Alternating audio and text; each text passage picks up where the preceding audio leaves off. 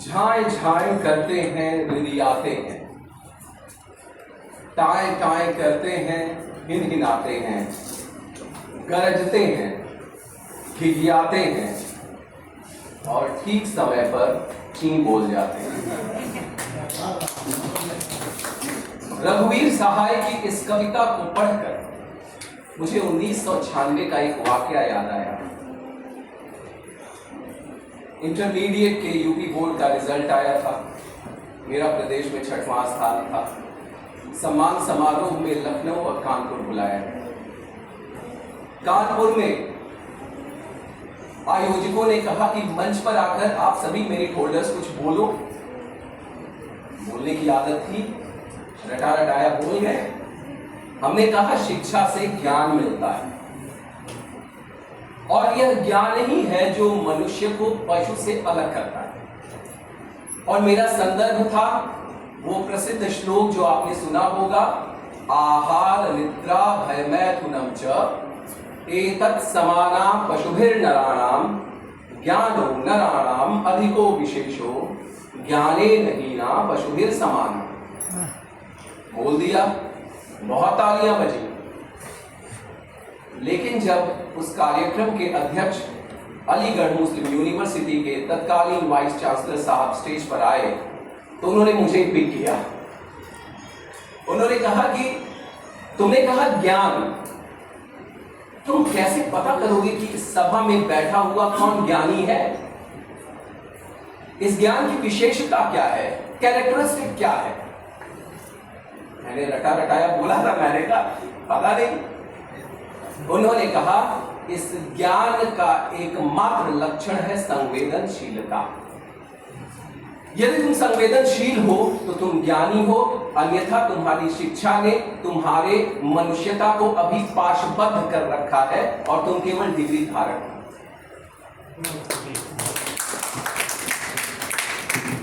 यह संवेदनशीलता ही साहित्य का सृजन करती है।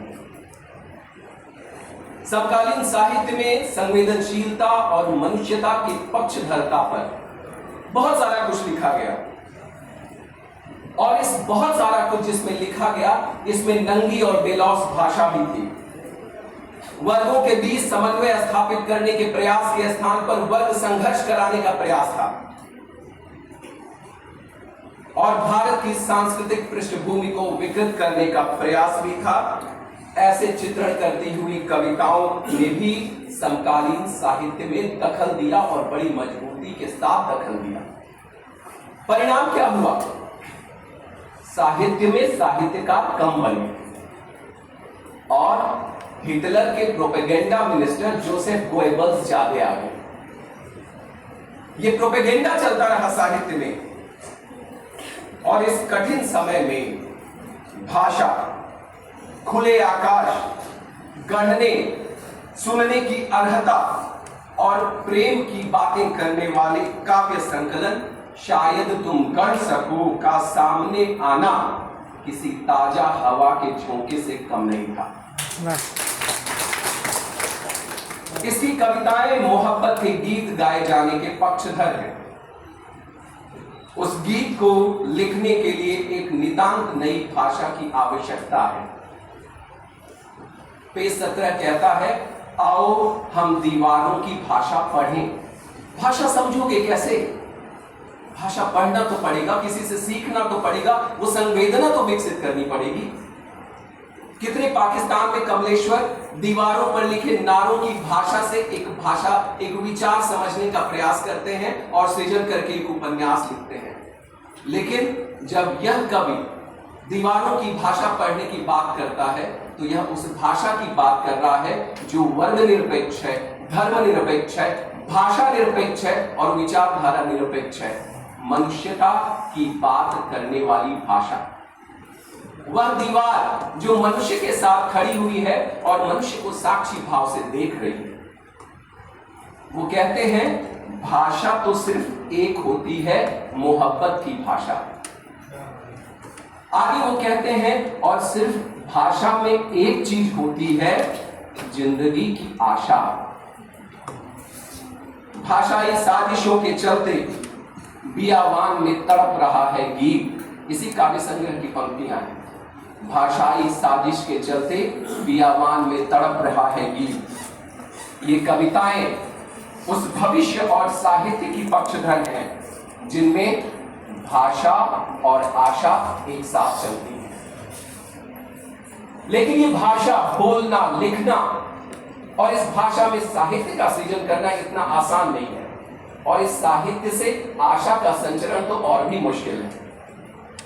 इसके लिए नरेंद्र शास्त्री जी आह्वान करते हैं खुले आकाश के नीचे आने का। जरूरी है, अपने अपने खूंटे से हमने जो अपने को पगहा से बांध रखा है और एक सीमा में घूम रहे हैं, तोड़ने की जरूरत है, खुले आकाश में आने की जरूरत है। वो कहते हैं अगर चाहते हो जिंदगी की धड़कन, अदब की मोहब्बत, तो आओ खुले आकाश के नीचे आओ, पसरी हुई डूब पर बिछ जाओ। ये हरी धूप मुझे बंगाल के महान भक्त कवि चैतन्य महाप्रभु के उस शिक्षाष्टकम के 3रे श्लोक की भी याद दिलाता है, जिसमें वो कहते हैं ये भक्ति जिसे आप कृष्ण प्रेम कहते हो, जिसे आप इश्क की भाषा कहते हो, इसमें घुसने के लिए ही आपको तृणादपि सुनीचे न, अपने आप को घास से भी नीचा समझना पड़ेगा। तरोरपि सहिष्णुता, और वृक्ष से भी अधिक सहिष्णु बनना पड़ेगा। नो वंडर हमारे समाज से जो मोहब्बत खत्म हो रही है, जिस तहजीब की बात हम कर रहे हैं, जिस गढ़ने की बात कर रहे हैं, संस्कारित करने की बात कर रहे हैं, ये इसलिए ही नहीं हो पा रहा है। अभी श्वेतांग जी से मैं चर्चा कर रहा था बैठकर कि ये मंच पर जो पीढ़ी बैठी है, ये आयोजकों की जो पीढ़ी है यहाँ पर, जो बलिया और गाजीपुर को जोड़ने का प्रयास कर रही है, जो सभी लोगों को एक मंच पर लाने का प्रयास कर रही है, इस पीढ़ी के जाने के बाद हमारा क्या होने वाला है? क्या हम वैसे ही जुड़ पाएंगे? क्या हमारे पास एक दूसरे के लिए उतना समय है? हम तो इंडिविजुअलिस्टिक सोसाइटी में जी रहे हैं, जहां हम केवल अपने आप को केंद्र में रखना चाहते हैं। मैं नहीं चाहता कि श्वेतांग, सुनील आए गाजीपुर हमारे मंच पे बोले, सम्मानित हो। ये साहित्यकारों की भी चिंता होनी चाहिए और मनुष्यता के पक्षधर लोगों की भी चिंता होनी चाहिए कि कैसे हम तृणादपि सुनीचे न, तरोरपि सहिष्णु न बने, अमानिना मानदेन कीर्तनीयः सदा हरि। और इस हरि दूप ने केवल नरेंद्र शास्त्री जी को प्रभावित नहीं किया है, केवल चैतन्य महाप्रभु का ध्यान अपनी ओर नहीं खींचा, इसने सच्चिदानंद हीरानंद वात्स्यायन अज्ञेय को भी अपनी तरफ खींचा।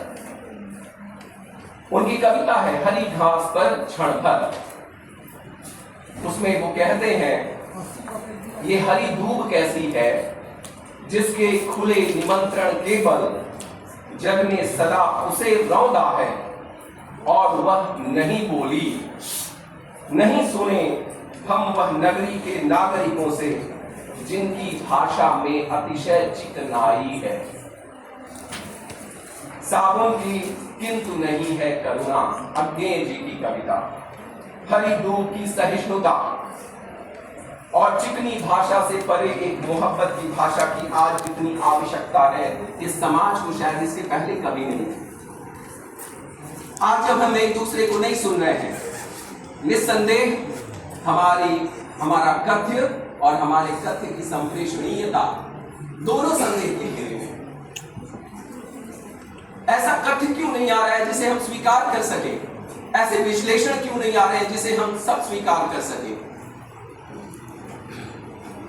इसलिए एक कविता में नरेंद्र शास्त्री जी ने सुनने का भी मानक, भाषा रचने का मानक, भाषा गढ़ने का मानक, मोहब्बत की भाषा विकसित करने का मानक, और सुनने वाले कौन होंगे, किसकी सुननी है हमें, तो वो कहते हैं लज्जा का आवरण हटा के कुछ कहो तो सुनो। अभी हम कहां एक दूसरे के सामने खुल के आए हैं, अभी हम ठाके भी नहीं लगाते हैं। गाजीपुर में जब मैं आया था और ठाके लगा के हंसता था तो लोग कहते थे भैया तनी गंभीर गढ़ू बनल रहा, नहीं तो लोगों के हल्लुक समझ गया। ठाके लगाने वाले कम हो गए हैं, लज्जा का आवरण हमको घेरे पड़ा है और वस्त्रों से हम निर्लज्ज होते जा रहे हैं। भावना के समीप आके कुछ कहो तो सुनूं, प्रीत की बांसुरी सजा के कुछ कहो तो सुनूं। ऐसा नहीं लग रहा है कि इसकी आवश्यकता कितनी ज्यादा है, हम इसीलिए तो नहीं सुन रहे हैं। जो बोल रहा है दलित साहित्य लिख रहा है, पिछड़ा साहित्य लिख रहा है। मुझे तो लग रहा है कि धीरे धीरे कितने सारे साहित्य आने वाले, साहित्य खत्म हो जाएगा और यही सब बचा रहेगा। हाँ, स्नेह का दीपक जगमगा के कुछ कहो तो सुनूं, बस घड़ी भर लगा के कुछ कहो तो सुनूं। ये सुनने का मानक है। इस संग्रह की कुछ कविताओं की प्रासंगिकता तो कितनी है। और अर्चना जी, बहुत बहुत धन्यवाद कि आपने ये संग्रह मेरे पास 1 महीने पहले भेज दिया था। बहुत बहुत धन्यवाद राजेंद्र भारती जी को और आपको कि आप लोगों ने कहा मुझसे और अपना अधिकार जता के कहा कि मुझे आना ही है।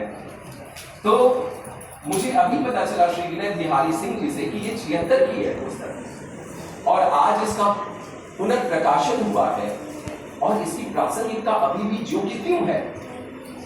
पहली कविता ही धर्म के नाम पर रक्तपात कर रहे लोगों से समाज को बचाने के लिए इतिहास को नए सिरे से गढ़ने की बात कर रही है।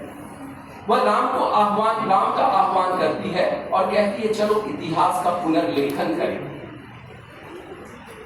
और ये पुनर्लेखन होगा कैसा? मैं आपके सामने अपनी बात नहीं रख रहा हूं, इस कविता के माध्यम से इसका विश्लेषण करते हुए एक सूत्र इसी संग्रह से देता हूं। इस इतिहास पुनर्लेखन का उद्देश्य होना चाहिए, पेज नंबर 67, संदर्भों के टूटे स्वर को स्वरबद्ध करो। संदर्भों के टूटे स्वर को स्वरबद्ध करो। आज जितनी बातें हो रही है समाज में, संदर्भ क्या है? किसी से पूछ दो, आप ये बात कर रहे हो, इसका संदर्भ क्या है, रेफरेंस क्या है? आप बात करते हो वर्ण व्यवस्था की, या समाज को विकृत कर दिया। भज गोविंदम की बात कर रहे हो, भज गोविंदम ने समाज को अकर्मण्य बना दिया। कई भाषण चल रहा था, मैंने उनसे पूछा आपने भज गोविंदम के बारे में क्या सुना है? उन्होंने कहा यही आदि शंकराचार्य का कोई गीत है। मैंने उनसे पूछ दिया आदि शंकराचार्य का ये सूत्र है या गीत है? वो कह रहे हैं कि हमको तो नहीं पता, क्यों, इसमें कुछ है क्या? मैंने कहा कि इसमें कहा गया है देयम दीन जनाय च वित्तम नेयम सज्जन संगे चित्तम। आप भक्ति की बात बाद में करना, प्रेम की बात बाद में करना, पहले ये जो इकट्ठा कर रखा है, संग्रह कर रखा है, ये वित्त ना, ये वित्त पहले 3 जनों में जाके बांट के आओ। ये गीत कम्युनिस्ट मैनिफेस्टो का आधार है। और आप कह रहे हो कि इस गीत ने सारे भारत को अकर्मण्य बना दिया। उनके पास रेफरेंस नहीं था, तो उन्होंने कहा कि रह मर्दे तू कर्म से झंडा बरसात लगा हुआ है। जब आपके पास तर्क नहीं रहेंगे, उत्तर नहीं रहेंगे, तो आपकी लेबलिंग कर दी जाएगी। आज ये साहित्य में हो रहा है, राजनीति में तो होता ही था, लेबल कर दिया जाएगा, ये वामपंथी, ये दक्षिणपंथी। अरे मैं साहित्यपंथी हूं, मैं संदर्भपंथी हूं, मैं संदर्भों के टूटे स्वर को स्वरबद्ध करने का पक्षधर हूं। और पेज नंबर 60 पर नरेंद्र शास्त्री जी कहते हैं खुलकर बतियाएं, अब लाज शर्म छोड़ें, क्यों लज्जा के आवरण में, क्यों विचारधाराओं के आवरण में जकड़े हुए हैं, क्यों बहिष्कार कर रहे हैं? आओ खुलकर बतियाएं। बतियाने से किसने रोका है? ये संवाद की स्वस्थ शास्त्रार्थ की भारतीय परंपरा क्यों समाप्त होती जा रही है? मैं आभार जताऊंगा इस आयोजक मंडल का कि ये संवाद परंपरा को बढ़ा रहा है। गाजीपुर और बलिया और भी कहीं से कोई आया होगा, ये इस संवाद परंपरा को आगे बढ़ाने का एक मंच है। इन महान विभूतियों से, इन लोगों से मिलने का एक मंच है। वो इतिहास पुनर्लेखन की बात करते हैं, लेकिन ये इतिहास पुनर्लेखन होगा कैसा? आह्वान करते हैं जब वो भगवान श्री कृष्ण का, और यहाँ फिनिक्स इंटरनेशनल स्कूल की बच्चियों ने बहुत अच्छा वो काव्य पाठ किया। उसमें वो भगवान श्री कृष्ण को जब बुलाते हैं तो 3 पार्षदों के साथ बुलाते हैं, एक सुदर्शन चक्र, एक पार्थ और एक मुरली। जब हम मिथकों की तरफ देखते हैं तो मिथकों को थोड़ा सा तोड़ने का प्रयास होना चाहिए। विद्यानिवास मिश्र जी अपने निबंध में कहते हैं कि भागवत एक रहस्य है। भारत की जो स्थूल कहानियां हैं ये एक रहस्य है। और इन रहस्यों में एक प्रतीक छुपा हुआ है।